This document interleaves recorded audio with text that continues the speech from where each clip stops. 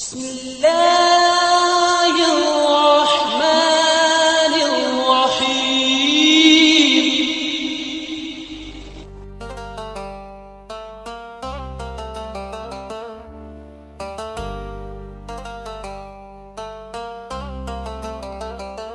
अस्सलामुअलैकुम दोस्तों, क्या आपने कभी महसूस किया कि आप रोज़ दुआ करते हैं, रो कर मांगते हैं, लेकिन लगता है अल्लाह सुन ही नहीं रहे।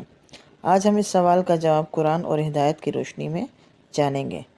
कुरान क्या कहता है? कुरान में अल्लाह फरमाते हैं, उद्दूनी अस्तजीब लकुम, मुझसे दुआ करो मैं कबूल करूँगा। सूरह गाफिर आयत नंबर 40 से 60। तो फिर मसला क्या है?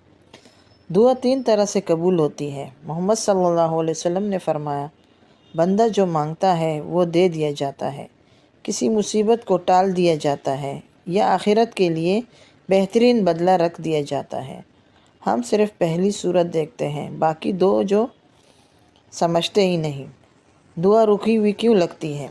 जल्दबाजी। हम कहते हैं इतनी दुआ की फिर भी नहीं कबूल हुई। गुनाह दिल का सख्त कर देता है। हराम रिज़्क, अगर कमाई में शुबा हो तो दुआ का असर कम हो जाता है। अल्लाह का बेहतर प्लान, कभी कभी जो हम मांग रहे होते हैं वो हमारे लिए नुकसानदेह होता है।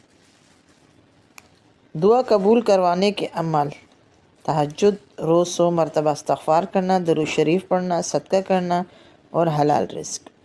अगर आज तक आपकी दुआ कबूल नहीं हुई तो समझ लीजिए अल्लाह आपको किसी बड़ी नेमत के लिए तैयार कर रहे हैं। कभी कभी दुआ छोड़ना मत, अल्लाह कभी बंदे को मायूस नहीं करता।